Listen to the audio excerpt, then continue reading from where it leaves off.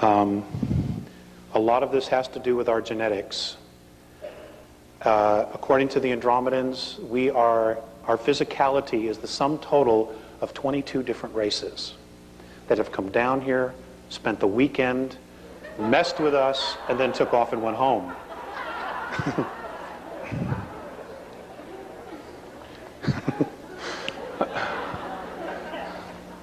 Okay, intermingled, left children behind, and just took off. The Egyptian pharaohs are the perfect example of this. Okay, the blue bloods, the English family, the Rothschilds, who are also blue bloods, are another example of this. Their blood is copper-based, and that's ET. Okay, that's ET. And the thing about copper-based blood is that you don't need a lot of oxygen. Your physicality tends to grow and have a larger lung capacity. Okay, so you can live in a lot of other environments where we couldn't. Now, what's interesting is that in our physicality, what we know as Earth, our atmosphere is getting thinner and thinner.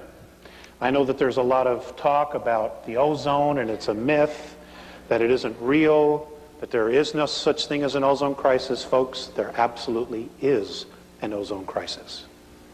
Okay? We are destroying what I say we, all of us, are partly responsible for this. We are destroying our environment. According to the Andromedans, 3,500 years ago, the oxygen content was between 34 and 38%.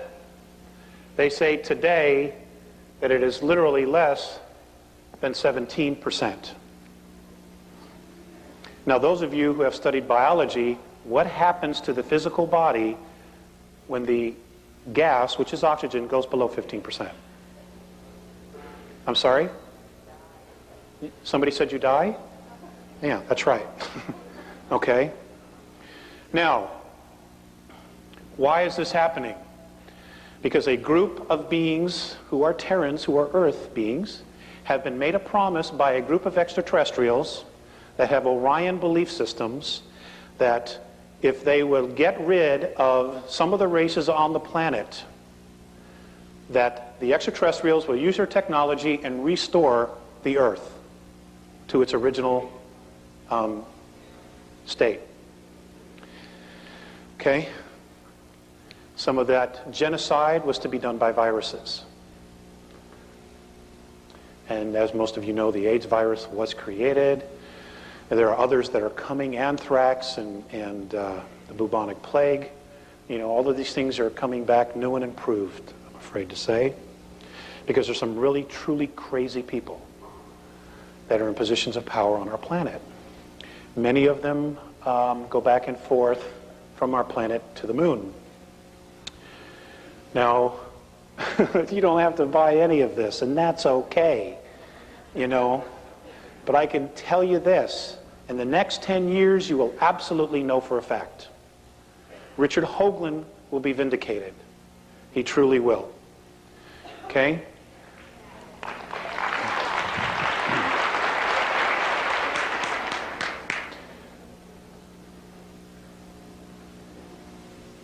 There are ruins on almost all of the planets in our solar system. There is life as we speak on Uranus right now. There's life, plant life and mammal life, as we speak. Okay? It's there. If you want to do something to burst everybody's bubble, get them to send a satellite there. And if you have any connections, get them to keep the cameras rolling as it enters the atmosphere. Anyway, I want to talk about genetics. I'm going to read to you something that was given to me on 8/6 of 96. Actually, it was given to me a little bit sooner than that, and it took me quite a while to get it to Val.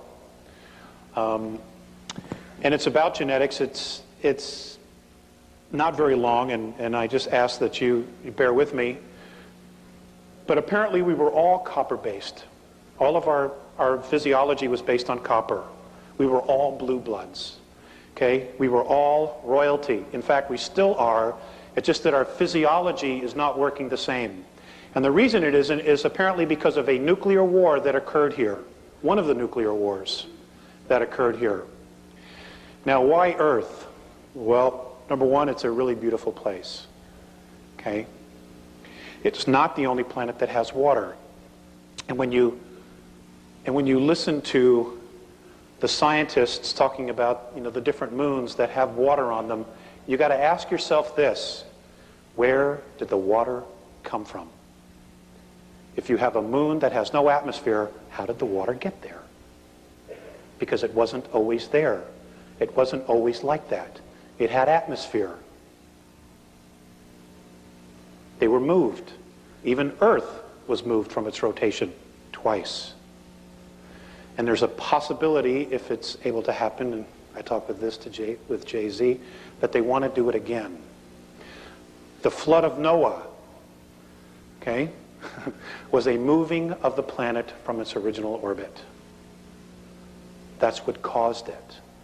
Okay, we're talking about huge motherships that just hook a little chain to the planet and just move it. Okay, they have this technology, but that's what it is. It's technology. Okay, apparently we can do these things with our own minds if we're disciplined enough and we're clearly focused on our intent. And with talking with Jay-Z, that is exactly what Ramtha apparently has been teaching you. Okay, to remember who we originally were before we fell into time and fell into physicality. So I will read this. In your linear time of third density measurement of 439,231 rotations ago, war on a grave scale occurred in your solar system. This aggression occurred against those on your worlds that included not only you Terrans, but also those of Nibiru. This invasion of your system by Orion was led by a queen named Suti. This war was destructive on many levels and frequencies of physicality. We will focus tonight on your Terran physical form. It matters little to those who hear you, Alex, who do not listen. Please share this regardless of any emotional return to you in challenge. When your science truly removes their bigotry, they will discover of the wisdom of it. The last grave conflict was very harmful to your physical form. Many weapons of destruction, many of atom splitting have been used, which means nuclear weapons. This is the reason for most of your Terran skin tones. We shall explain. Orion was and is most interested in the females of your race because of the procreation, reproductive, and genetic strengths. We want to share the fact that much of your Terran history has been misleading in its truth by those who eventually conquered in control of your solar system. Nibiru won, but only a short battle, before they and other outposts were forced to leave your solar system because of genetic damage. Your original races were green-skinned. This we know because of large copper traces in your Terran 22 blood types. Also, the pituitary and thyroid were fully functional. The genetic damage to these organs was caused by radioactivity in air and all things of contact. The air was like this for a long time. It caused the genetic memory of these organs to be closed and almost atrophied. Your world experienced drastic changes in climate and massive magnetic fluctuations. Your different skin tones, spaces, are a result of an edema damage to your blood. It was then necessary for survival to create self-sufficient and contained environmental habitats, both above and below the earth. Now, folks, this is what the Garden of Eden was. It was an artificially created environmental habitat. Okay, it's like like what Richard Hoagland's been talking about. You know, you take a dome city, you build this dome, and then you terraform it underneath it. It's exactly what these were. Let's see, where was I? Much of the fossilization of your Terran remnants is caused by this radiation of your planet. Your system contained 3 suns at the time. Only 2 remain.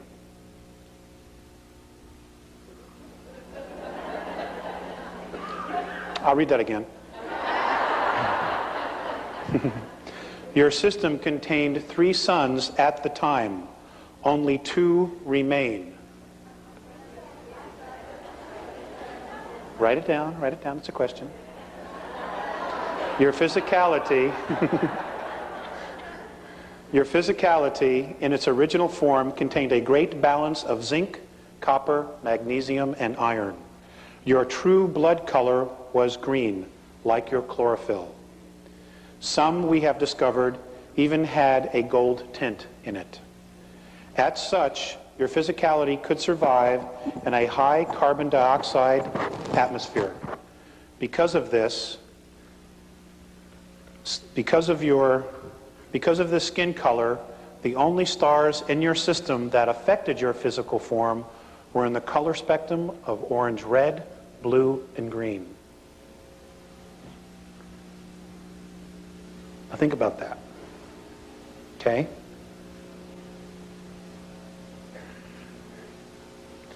If you picture in your mind everything's a holograph, okay, which is a group of frequencies.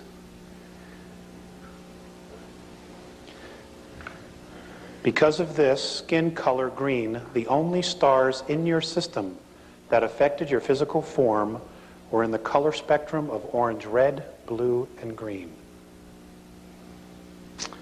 Many of your Terran races were stranded on the surface. The genetic changes were the result of radiation damage. Your race went from green to red to yellow to black to white. Let's run this again. Your race, skin color went from green to red. It's the Native Americans, the Egyptians, and the Mayans. To yellow, which are Eurasians. To black, which are African and Afro-Americans. To white. Your white races were then considered to be genetically the weakest.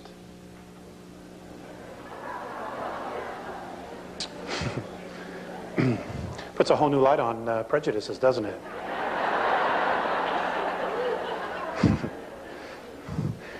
I know the Nazis aren't happy about this.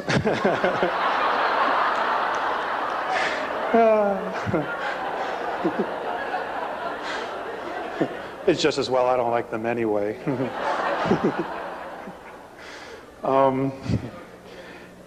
As such, the survivors and descendants of the war were genetically altered and became white through edema.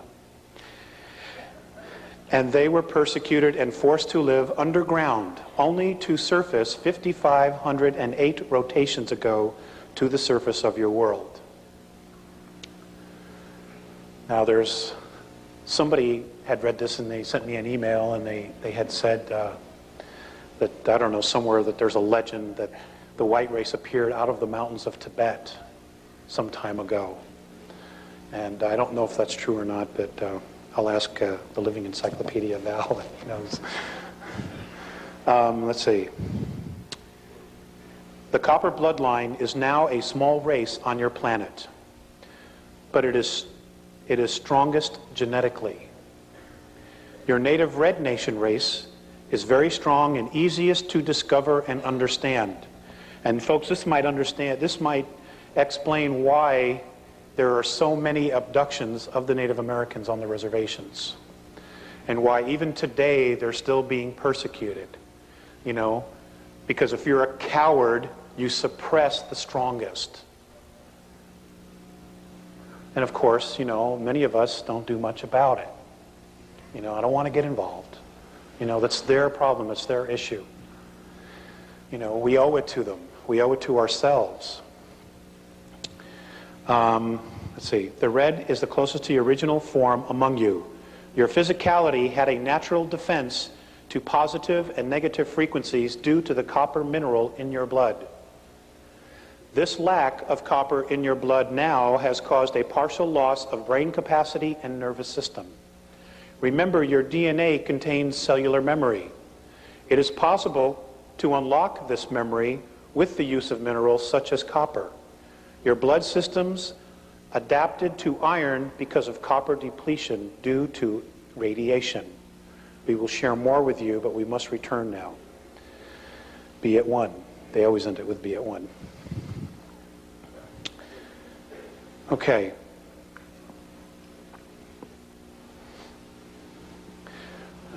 Just keep going. Are there any questions? I don't want to bore you. Thank you, thank you.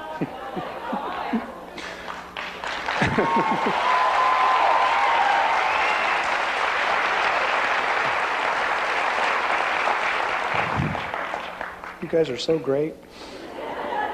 I'd take you all home, but I can't feed you.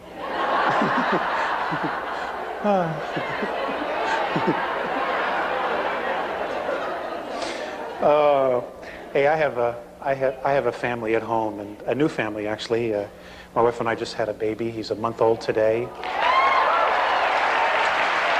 Thank you. He's totally cool. He's taught me 3 things already: patience, tolerance, and insomnia. He doesn't like to sleep. I don't know. Most kids I was told, do, and he likes to be up every hour and a half. My poor wife, she went from needing 9 hours of sleep a night. She's only getting 90 minutes. I don't know how she does it. You mothers must know. Wow, what a club, huh? It's an elite club, I'll tell you. When I saw the baby come out, I was like, God, I'm so glad I'm a man.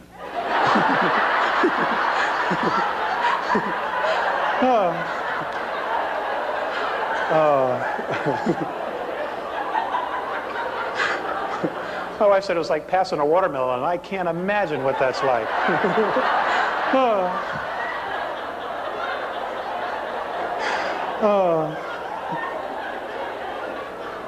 Nor do I want to know.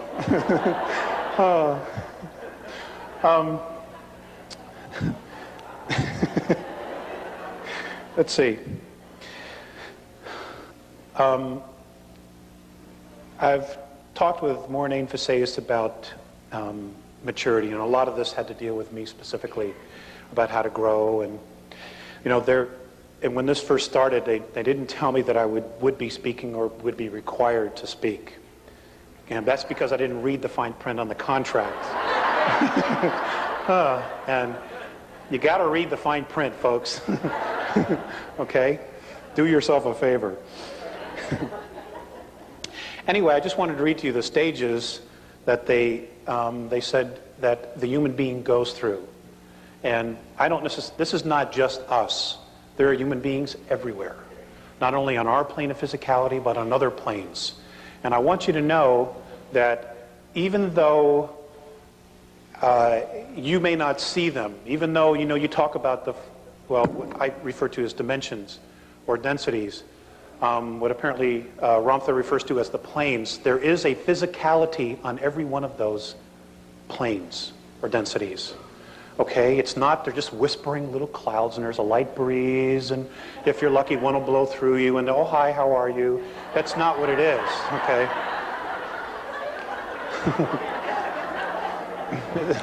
It's a lot more complicated than that. So these were the stages that a true human being goes through during its evolution. The first is the wandering, where we come from, why, our purpose, and gathering our tools. The second is an initiation, preparing our own path, each one different, purifying, and hopefully centering. The next is honoring, understanding the source of our creation. That's a biggie. Recognizing the sacred in oneself. And I guess that's exactly what you're being taught here at the school, is how to recognize your sacredness. Stating intention, realizing and acknowledging one's true purpose to create self. Surrender, big issue with me. Well, you know, we have this concept of surrender as you just let like anything happen to you, and it's not really true. Letting go of control to allow vulnerability. To learn what is already known. I forgot. Embrace our own darkness. Walking into the unknown parts of self. Being and becoming the void.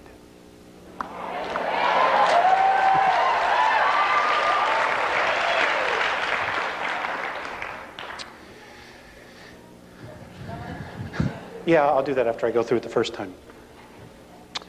Lighting the flame in the heart, connecting to self and finding meaningful, honest ritual.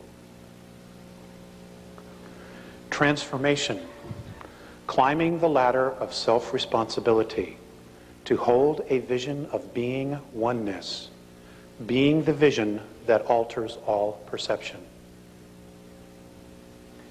Becoming human, empathy and compassion toward all, being in truly responsible relationships. And folks, I've learned, for me, that that's the secret of life, is relationships, because they all mirror back a part of us, part of me, all the relationships I have. Walking the path, integrating all of life's experiences, being a teacher by being. Service, discarding the illusion of separateness, total approach to life in humility and joy. And the last, the worship of the isness is the creation of self. The isness is their concept of creator, creation, what we refer to as God. I don't like to use the connotation God much anymore, because, you know, our perception of it here, you know, is based on biblical teachings. And those beings, the God in the Old Testament and the God in the New Testament, are extraterrestrials. They're not the big guy. Okay? The big gal. Sorry.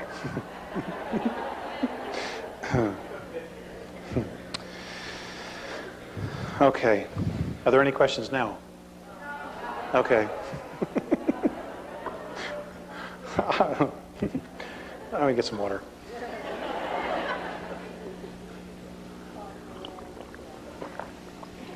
Okay. Fear is a big issue, at least not in this room, but outside this room it is.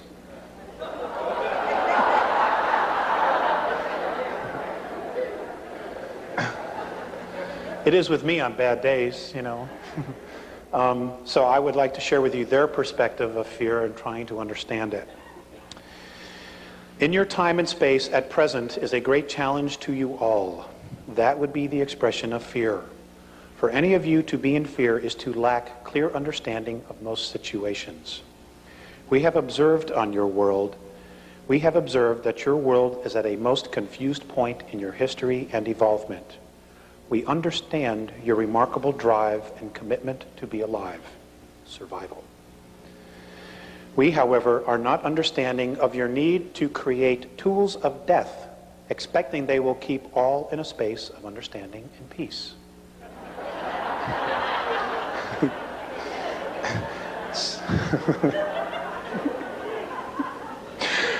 It's pretty obvious, isn't it? We have observed that you build, create, and plan in a space of fear, not in the consciousness of love. So your defensive position of institutions that create and employ are always then in a state of unraveling and disintegration. We share this with you because they drain you and your earth of energy, both the spiritual and materially physical. Fear always has to feed. Fear does not create itself. It has to feed. The fear we observe is difficult for us to understand. These are the Andromedans. It depletes you of your focus on the original intent. Now, they've referred to this a lot. And they've never come right out and said what the original intent was, but I suspect it's that definition I read you in the very beginning, that that was our original intent. It is elusive. It's a very secretive energy. Fear withholds love. This is most saddening to see and feel. How can we share understanding and love when so many of you are withholding from self and each other? You guys need some viral defense or something? Okay, please try to feel the words. We as a race are trying to express to your race.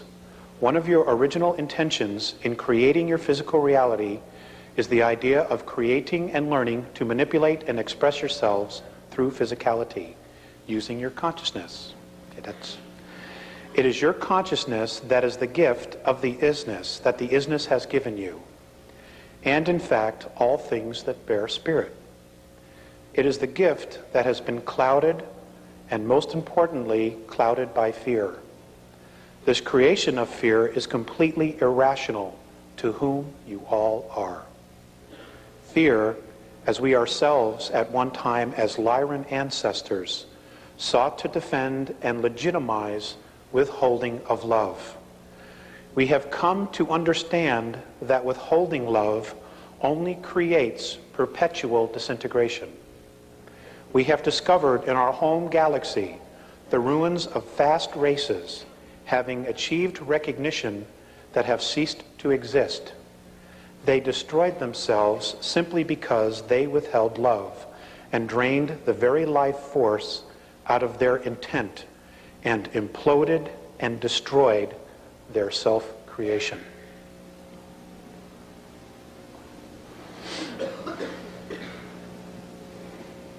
Fear is the opposing projection to original intent. The first projection of fear is denial.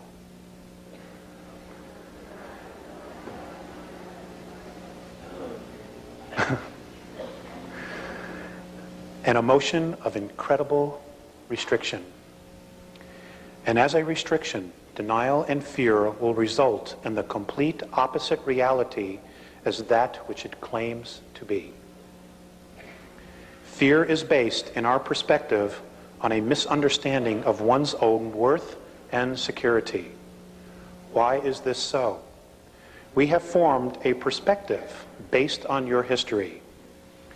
Your many religions have helped and hurt this process. Some of your world beliefs have many convinced they are sinful creatures of nature. Now, I just want to add something here. In one of my conversations with Mornay, the word sin came up, and I brought it up. I was born and raised a Catholic, so I was fully indoctrinated. And he told me that the word sin is a word that is pre-Sumerian, and the word sin originally meant genetic defect.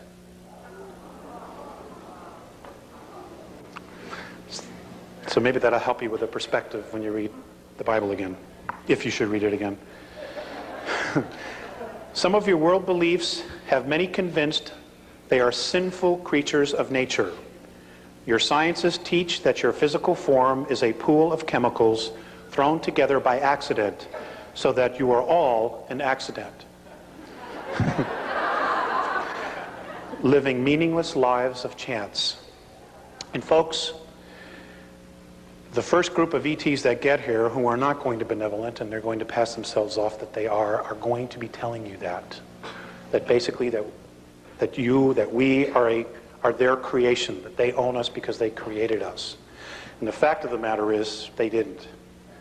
Okay, it's another lie, and the first group will probably be those from Cirrus B that will be openly contacting us. They're full of shit. Okay?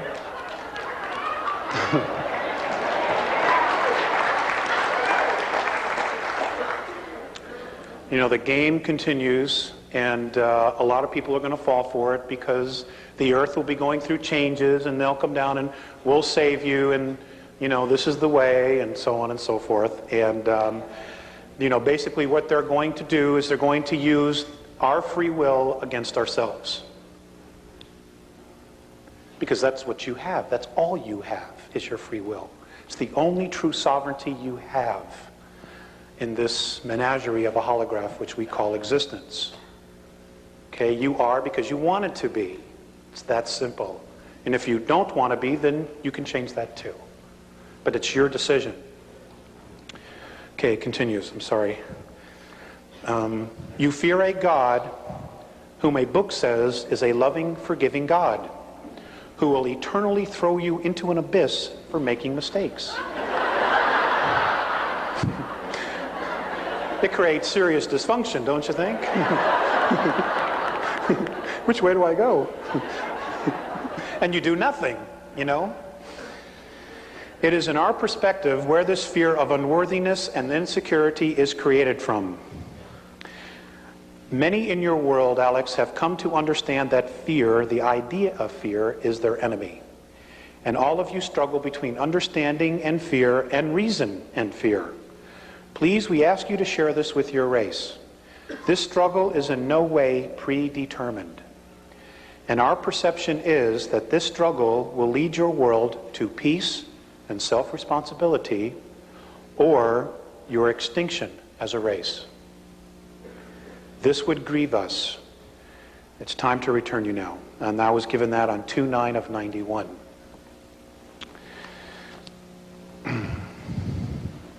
So,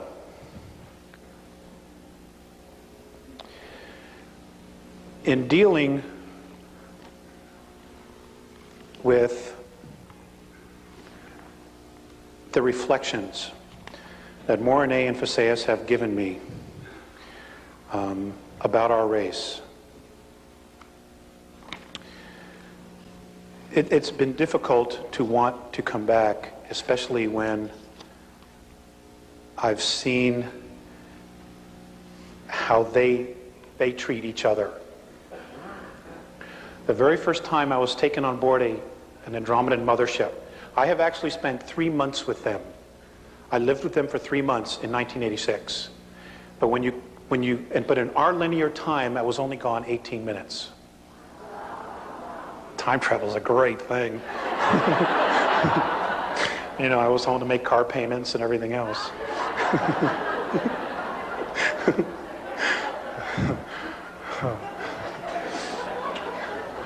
And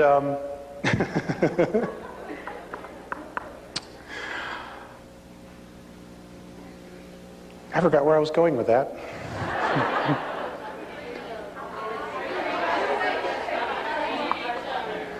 Oh, okay. How they treat each other.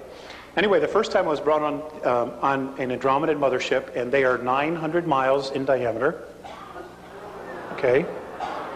They are completely self-contained worlds. Everything they need is there. I had to wear a belt so that it would keep my physicality together, so that I could spend this time with them. With the very first time I walked on, and in the middle of, they're made up of different levels. The craft I was on had 24 different levels. And in the middle of these craft, there is a 21 mile by 21 mile park with trees and everything. Okay? And they use extensive technology and holographs. And they can literally create their sunrise, their sunset. Okay? And the trees and plants grow because it is a holograph, but it is real, even though they're creating it with technology. The very first time I walked on, there were children. They teach their children in the middle of these parks. Everything's done in nature, like very much like the Native Americans used to do, you know, when the teepee got too small. And I walked on, and there were a bunch of children there, and as we walked out of a corridor, down a corridor, and out into this huge space of what looked like, could be anywhere, like Agura Hills or someplace out here, a park, the children moved away from me. And I was like really hurt. I was like, oh man. And Mornay immediately picked up what I was feeling, and he said, it isn't you, we have been teaching them about your race.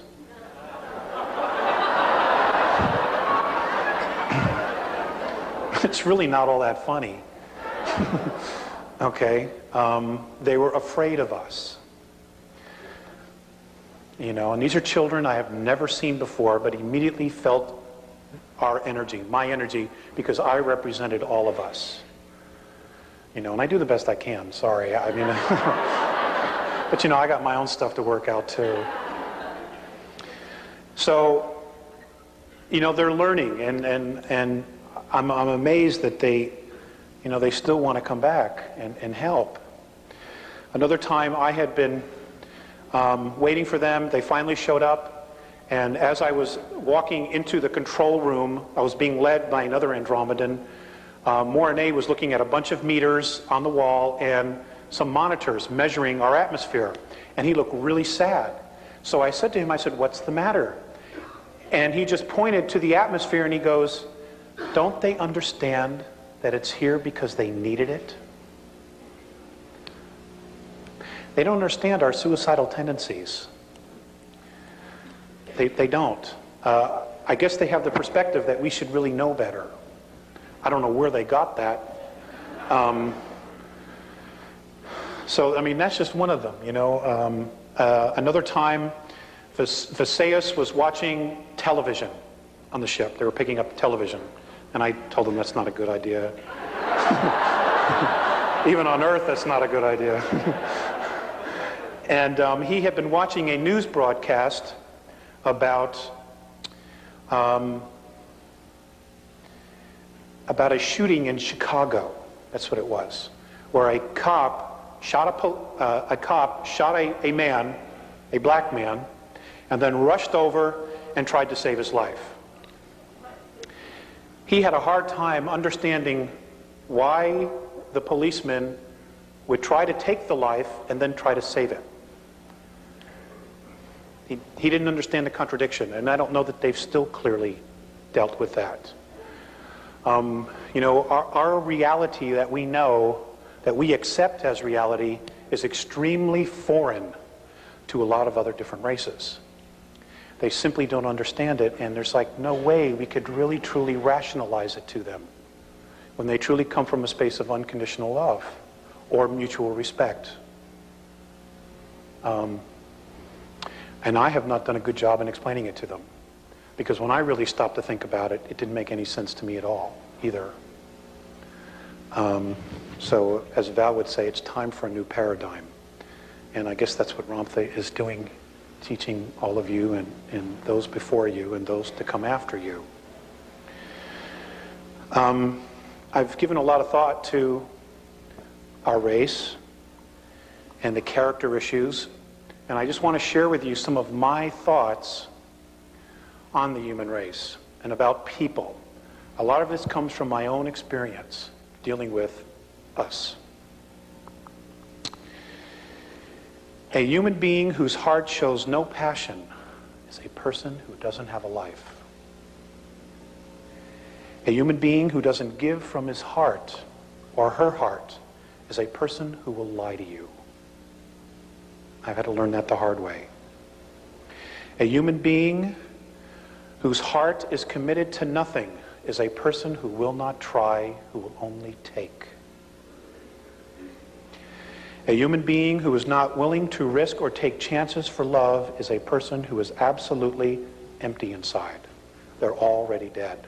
They're just sucking up air. I've come to this conclusion because of my relationship with Mornay and Visayas. I absolutely love these two beings. They are my fathers, my brothers, my friends. And, in some respect, even my sons, because I've had the opportunity to teach them. I mean, even English, it was like, I felt like I was a really big deal,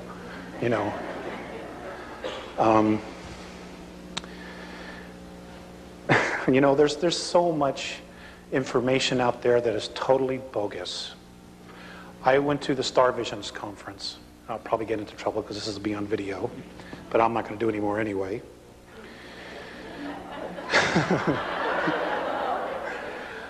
I don't pull any punches. I really don't. I mean, what the hell? Life's too short, right?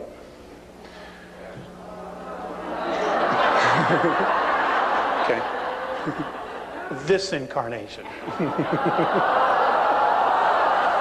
Okay, we have a difference of opinion. Hey, I've been hanging out with those guys, and, they live thousands of years. I wouldn't mind that. Yeah. But I don't want to live 1,000 years here. Not the way it is.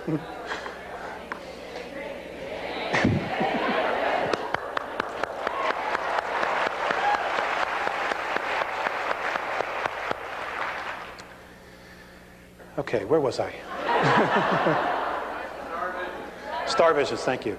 See, it's the insomnia, little munchkins around 3:30. Somebody wrote in a card we got, up around midnight, when you hear that mournful cry, just remember at 3 a.m. you can give it another try.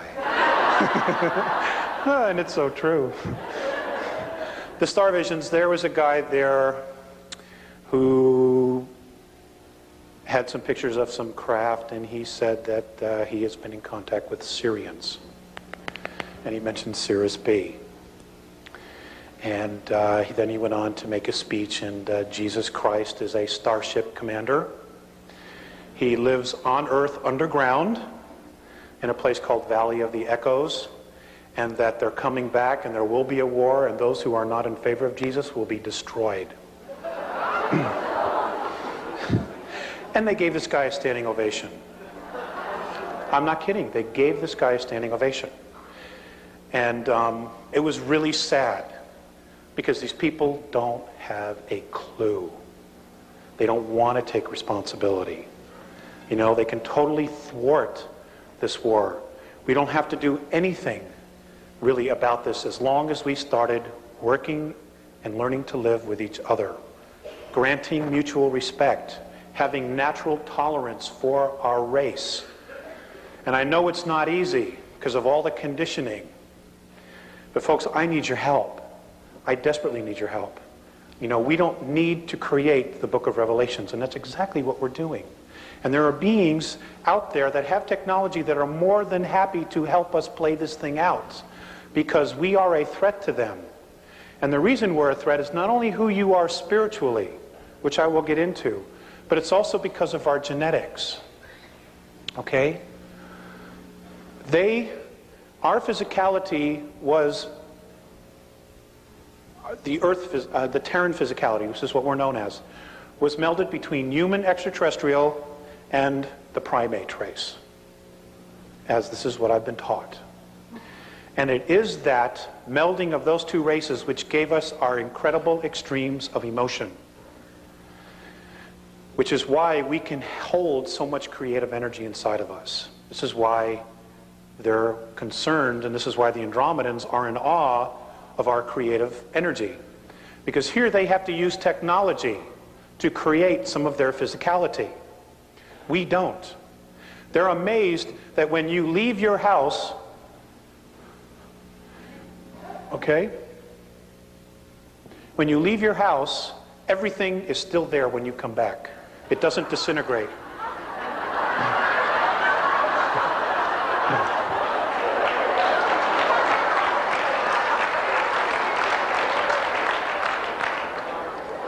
Now, if you live in South LA, well, then you got to worry about your stuff being there.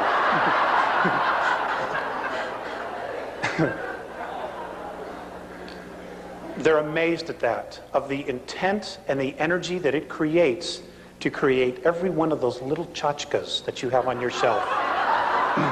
They're amazed. Because they're very simple. They're very, very simple. They don't have all the little stuff that we have.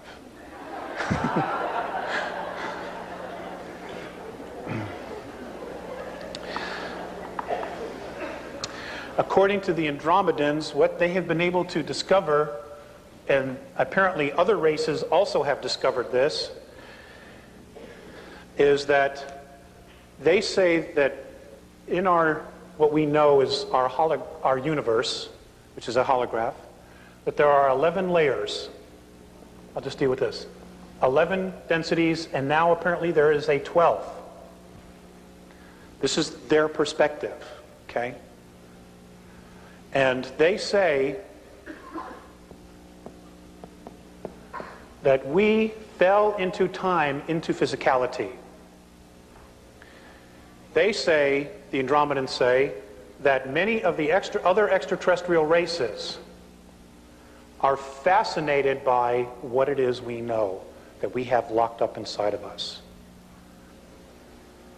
Because we have already evolved to that level and then have come back to start all over again.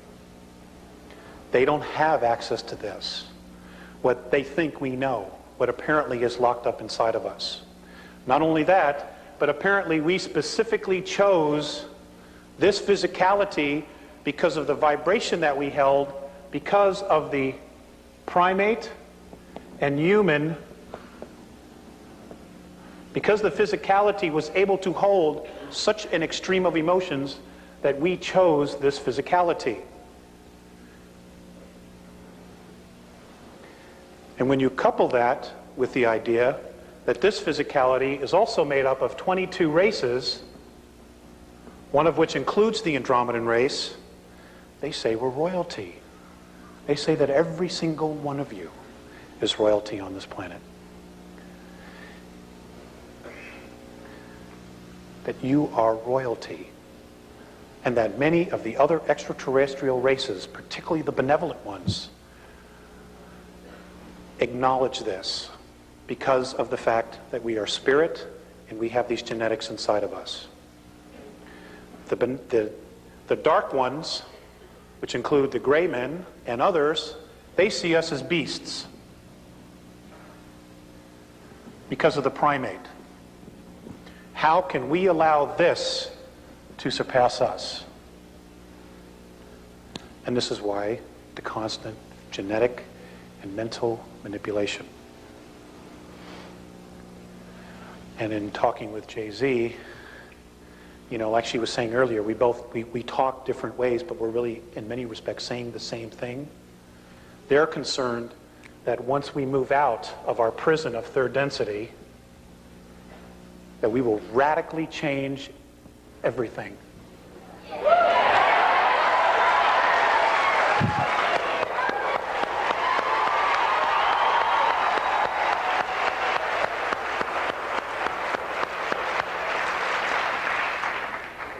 I don't know about you, but I need a change. Oh, God, I'm so burned out. I want to go home.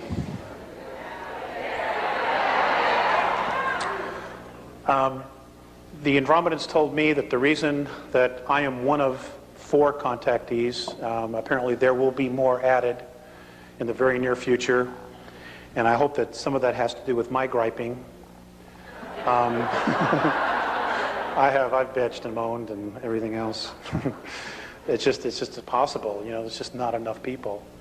That there will be more, and those that will be contacted, the reason I and the other 3 were chosen, I guess, in the first round, is because that apparently when they were here, they had a colony 62,300 years ago. It's an approximation. They were here for only 65 years, that I was one of them that was here. That's how I got here. Okay?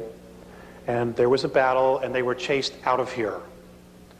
And I was killed in that. So, you know, when I write this number on the board, 62,000, that's a large number to me, you know. And I know it's linear time, and I know it feels like it was just yesterday, but I know that I'm from another place. And all of you are. You know, your souls were not born and hatched here. I can tell you that. We've all come from someplace else. They say that our universe, what we know is our universe, if we were to put it in our linear time, is a 21 trillion-year-old holograph. They also say that there are 100 trillion galaxies total in this, which we call our universe. That's including the other dimensions. 100 trillion. And some people still don't think there's life out there. I don't know what to do with folks like that, you know? I have some really good friends that I work with that are, you know, very, very good people. They're very awesome people, have full of integrity, but they are convinced that there's going to be a rapture and they don't have to do anything but just wait. And God, that pisses me off. I mean, there's so much work to do and you're just going to sit on your butt and wait? Suppose he changes his mind, I said to one guy. He goes, oh, he couldn't do that. I said, is he God? Well, yeah. Well, then he could, you know?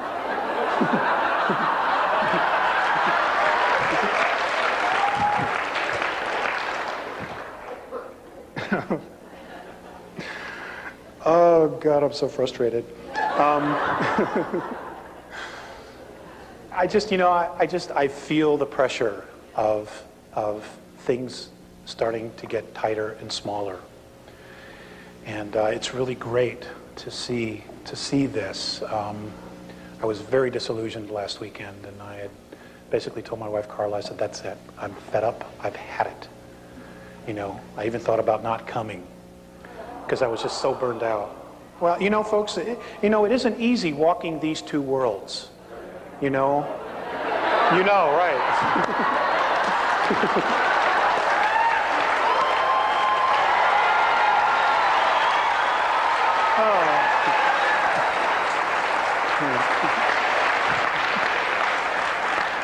I forgot who I was talking to.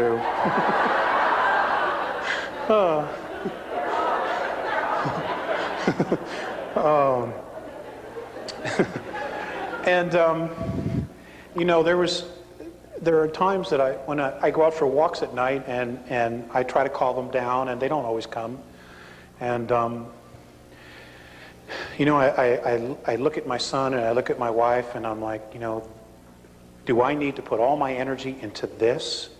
And can I do both or what? And there are times I truly wrestle with, you know, where it is I want to be. Because the two realities are so extreme. You know, I mean, when I go up with them, I am so free, I can't even put it into words. And when I come back here, it's just like, you know, there's the phone bill, the electric bill, the gas bill, the car payments, the insurance, baby diapers, you know, formula, goat's milk, you know, all these little things, you know. And I say to myself, God, you know, they really got the right idea. They keep it real simple, you know, and all their energy goes into creating themselves. They're not distracted by all this other stuff. And I wrestle with that a lot. And I haven't come to a conclusion yet. I'll keep you posted. Okay, I want to read you something else that was from Phaseus. This was given on 6/5 of 96. The most necessary action now for all of you who are aware is to do what you are capable of to illuminate your degenerated societies. Consciousness is your scale. It always provides balance, which does not fail. It speaks to those and tells them what to do and what not to do, to one or all beings who choose to be evolved. The administrators of your governments are responsible for professional order, not your moral codes of order. The key to your happiness, Terrans, is in the hands of your own consciousness. We have perceived that you Terrans have arranged your lives not according to yourselves, but according to others. Your disappointments are due to this fact. This kind of conduct of yours is what is limiting your races. Each one of you is a free soul, a free consciousness. No one is the servant or slave of anyone else, though the hidden ones would trick you to believe otherwise. Mutual respect is imperative for a healed planetary race. Help is being extended to you if you so want it. because of our genetic lineage to your races. We would like to be with you during your difficult times, and we are right on the edge of that. Today, you are a planet and a race that destroys itself in ignorance. Your goal is to uncover the genuine human beings lost deep within yourselves. Always be at one with yourself.